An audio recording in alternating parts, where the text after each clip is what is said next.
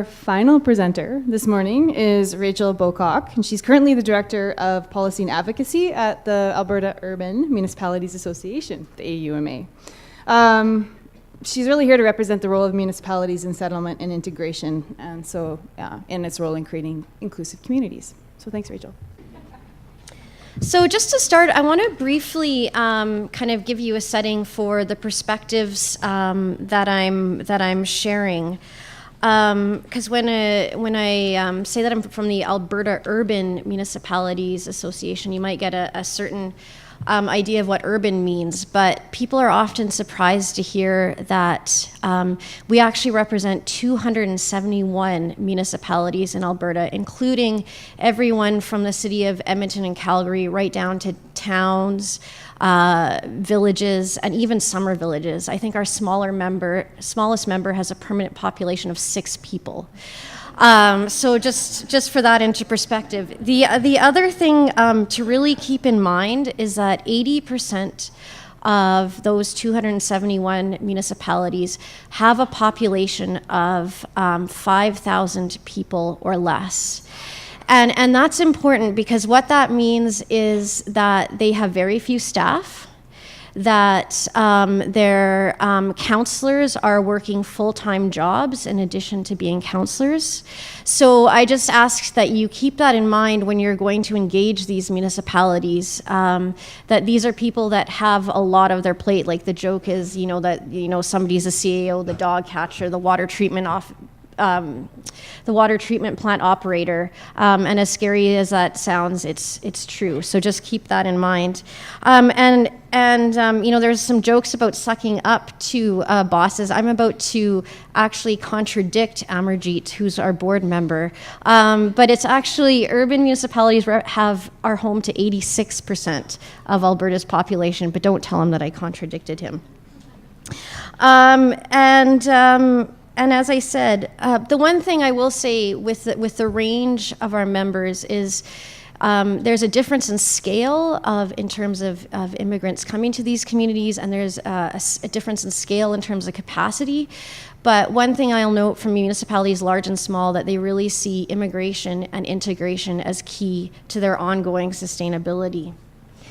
And what has really got AUMA into this area is our partnership with the province of Alberta, and the perspectives that are shared have really gained through this partnership with the province that started in 2006 with our Welcoming Inclusive Communities Initiative. That is a partnership between ourselves and the Human Rights Commission to help municipalities combat racism and other forms of discrimination. And it's since expanded with our partnership with Job Skills, Training and Labor on the Come Together Alberta initiative, which really looks at immigration and more broadly how to integrate Alberta's diverse population into our labor force and into the social fabric of our communities. And our WIC network engages a broad range of municipalities, as you can see on the screen, and even includes some of our rural municipalities who are represented by the Alberta Association of Municipal Districts and Counties. And what you'll find you often have is that newcomers will come and they'll work in agricultural operations or other industries that are actually located in a rural municipality, or what you might think of as a countryside. But those people may live and recreate in the urban municipalities. So that really requires urban-rural partnerships. And in some cases, the rural municipalities have more financial resources to come to the table, which is an ongoing issue, which I won't get into here, but anyway. So thanks to the CTA grant that we have, in 2012, we were able to conduct a needs assessment of municipalities when it comes to immigration. And we were able to conduct phone interviews with 50 municipalities, large and small, from across the province. And we talked to both elected officials, mayors and councillors, senior administrative staff, and kind of more frontline staff. And so what I'll be sharing with you is the results of those conversations. So it found that 70% of the municipalities we interviewed felt that municipalities have a strong role to play in immigration, and the majority of those didn't see themselves as playing a role on attraction, which they felt was really up to the private sector, although I think if we did this survey again today, that might shift a bit. But really the majority of them felt that their role was really in terms of settlement and integration and creating welcoming and inclusive communities, which they really talked about interchangeably. Now you might be wondering, if 70% feel they have a role, that means 30% don't feel they have a role, and why is that? Some of them are just so small, and some of them just said, quite frankly, we just don't have newcomers coming to our community. I think some of them might be wrong about that, but anyway, that's something we can dig into. For some, it's just not a priority, and they just have more pressing priorities. If you have a water treatment plant that's about to fail, that's your priority because it could kill somebody, and so that's going to be your priority, and you're not going to have time to do these kind of things that are seen as nice extras. And that's really tied to a lot of people said that they just simply can't play a role because they don't have enough resources. Others indicated that organizations in the community are doing a good job and they don't see a role for themselves. And still others, which were interesting, and this is a small minority, but felt that legislatively dealing with newcomers was not within municipal jurisdiction. But we've definitely tried to do some education to change some perceptions on that. So of those, the majority of municipalities who feel that they do have a role to play, the majority of those felt that it was really in being a service provider and to ensure that newcomers have access to basic municipal services. And in some cases, that's simply looking at existing services and making them more accessible to newcomers, whether that's reaching out to newcomers and letting them know what's available to the municipality, or whether it's offering translation services. But other municipalities are actually creating specific programs to meet the needs of newcomers, and some of that is developing welcome packages that are targeted at newcomers when they first arrive. Others are developing buddy programs to help navigate the complex social web that is Alberta. And often we find that municipal family and community support services, which are joint provincial municipal initiatives, but through which municipalities really take a leadership role, are really providing the one-on-one support to newcomers, identifying specific needs, and either trying to meet those needs directly or linking those newcomers with other service providers, which takes me to my next point, which is that, and I forgot to mention that many of you in this room are actually in my presentation. These pictures were taken at our February 2012 Come Together Alberta Provincial event, and when you registered, we asked you if it was okay to take your picture, and we did warn you that you would end up in a presentation, and here you are. So enjoy your 15 minutes of fame. So municipalities really see themselves as serving as a conduit for access to non-municipal services and information, be they local, provincial, or federal. And this might involve referring individuals to local agencies or to Service Canada offices, connecting newcomers to volunteer opportunities, which actually connecting newcomers to actually volunteer is a really key part of integration in itself. Or it might involve hosting events that gives a chance for newcomers to get connected with community organizations and other residents. And municipalities that have been doing this work for a while are actually becoming change agents. And some are taking this really, really deep. Some are even looking at how does land use planning play a role in the integration of newcomers when it comes to, when you have a sprawling, car-oriented society, it could really be isolated for a newcomer that comes and doesn't have access to a vehicle. And that creating mixed-use, more compact, walkable communities is actually a really important part of creating welcoming and inclusive communities, not just for newcomers, but for our aging population, for youth, etc. Another strategy that municipalities are taking is actually to hire newcomers themselves and to offer diversity training within the municipality. And that really comes in a lot of AUMA initiatives. It's that change starts within, change starts with the municipal organization first, and modeling best practices that they can then spread out to other organizations. And actually, a few municipalities have actually been approached by local businesses to share the diversity work that they've done within their organization to then those local businesses. That really shows a leadership that municipalities can play. And other municipalities see themselves as a catalyst for change in the broader community, and are creating educational initiatives or building community capacity for change, and also just being really taking seriously their role as leadership and setting a tone in the community. And unfortunately, we have a good example of that last week, where the mayor of Cold Lake had to step up and speak out about what was happening in that community after the tragedy. But it just shows the importance of municipal leadership in setting a tone. Also, I'm really glad that my co-panelists have really focused on partnerships, because that was something that overwhelmingly we heard from everybody who responded to our service, that they could not do this work alone, whether that was the city of Edmonton or a village. And municipal staff often work collaboratively with local agencies and groups, sometimes creating formal partnerships.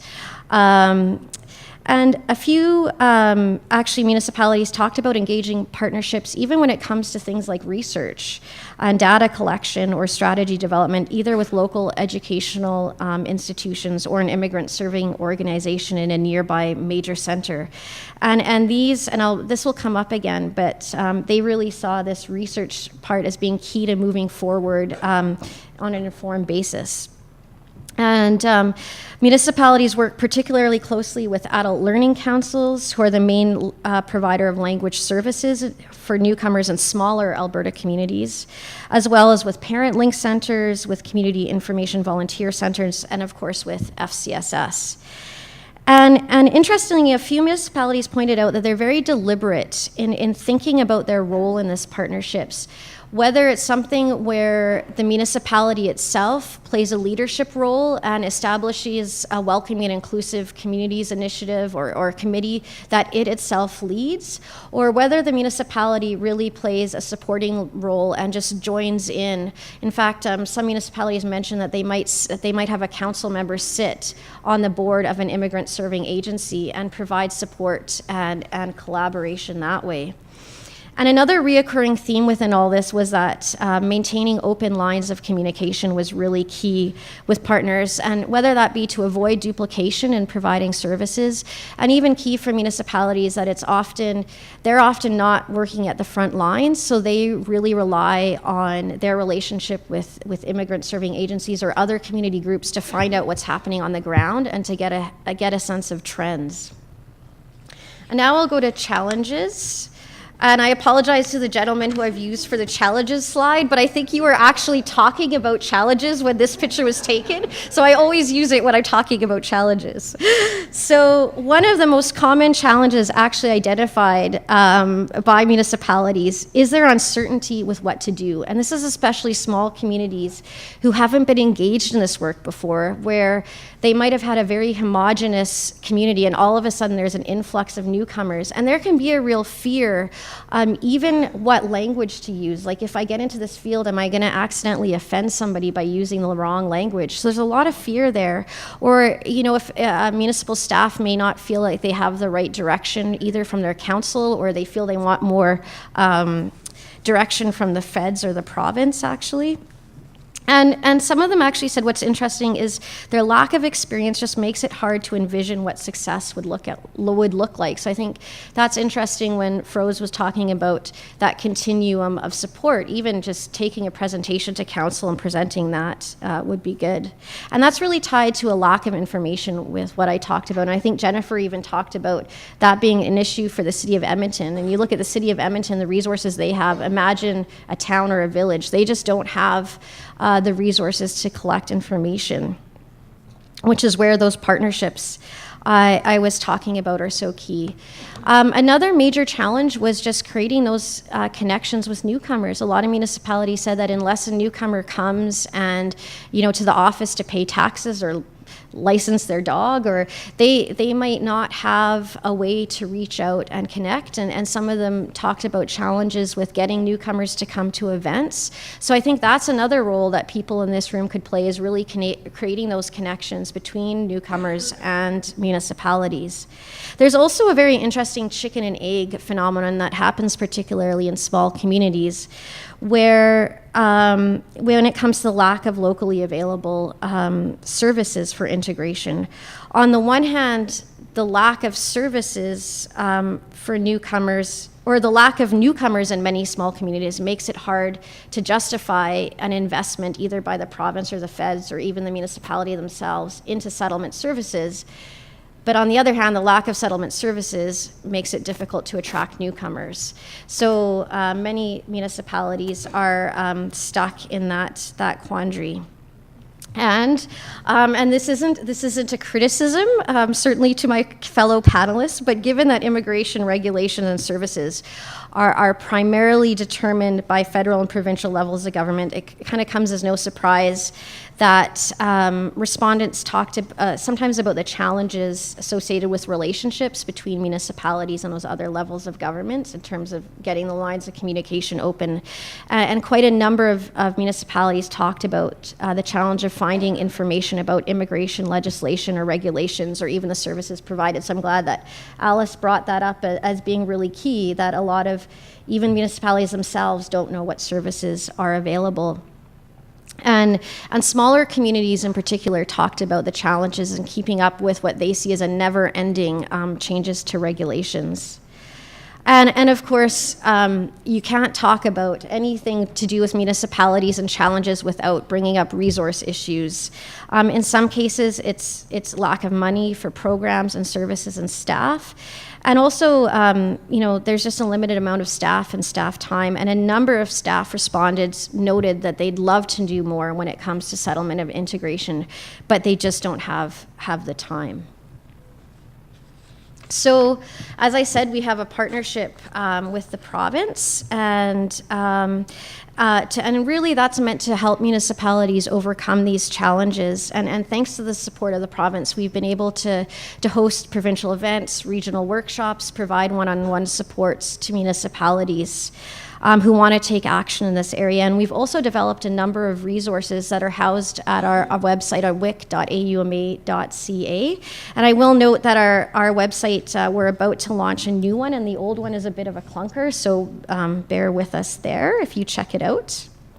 And just to provide an example of some of the resources, we have developed a document that touches on the opportunities that exist for newcomers in Alberta, the importance that they play, and also how municipalities can improve outcomes for newcomers. We have a planning together guide that sets out a process for municipalities to develop an immigration action plan that includes measurable targets, creates a unified vision, and strengthens the work already being done in communities. And I have to give a shout out to Martin Shields for this next resource that I'm about to talk about, because I was actually on a walk with him where he talked about the challenge that Brooks faced in the early days with the lack of communication with employers. That we've now done a brochure in partnerships with JSTL on the importance of municipal employer partnerships, and provides ideas for collaboration. And we also partnered this spring with JSTL to do a Immigration 101 webinar, which I think we're going to have to continue to do because immigration keeps changing. But that webinar was actually oversubscribed. So it just shows that there's a real desire out there on the part of municipalities for more information. And I'll just speed up here. Our newest resource, it's a municipal evaluation tool measuring inclusion, and it's been developed to give municipalities a tangible way to measure their current state and to evaluate the impact of their actions towards becoming more welcoming and inclusive. And the panelists here were talking about the need for more qualitative information, and I think any of you who are interested in this tool might want to talk to some of the folks from the City of Edmonton who have already started using it. And it's kind of cool. I just got an email from the Union of Nova Scotia Municipalities that they're going to start using this tool as well. And it'll also work for some of you who actually work for other organizations. It's a very adaptable tool. If you even want to look at your human resources practices, I mean, that's common to any organization across the board, or your leadership. So feel free to take and adapt to your own needs.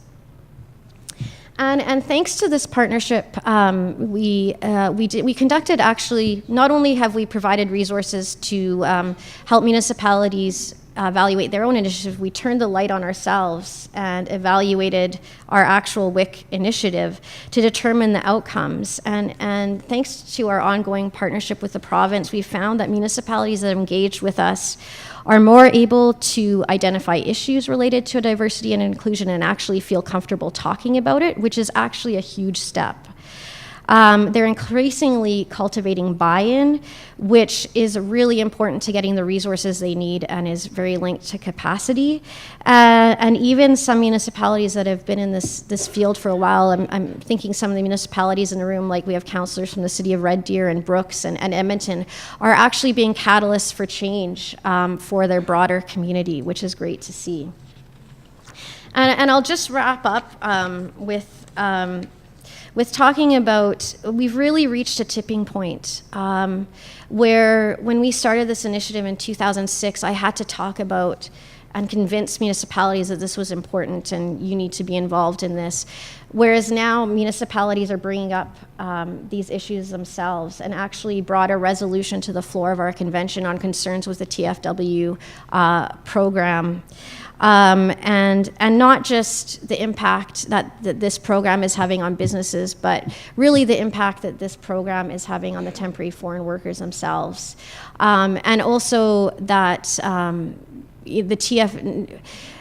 there's a nuance here that we want to see a Made in Alberta specific TFW program that meets Alberta's acute labor shortage, but that a TFW program does not replace a long-term immigration strategy. So there's some nuance there, and I can't help but with some feds and provincial players in the room to put in a shameless plug for that. And municipalities really are starting to understand that being welcoming and inclusive is no longer an option. You know, they're worried that if they can't attract and retain newcomers, that they're going to die, that their businesses are going to shrink up, that that people aren't going to be able to age in their communities because there's nobody to help look after. Like just even realizing that for their cultural vibrancy, for their social sustainability, for their economy, that newcomers are really key to that. And that's really been a tipping point that we've seen in the last couple of years in discussing things with our members. And with that, I think we get to turn things over to you, and there's just some contact information for our initiative and for myself.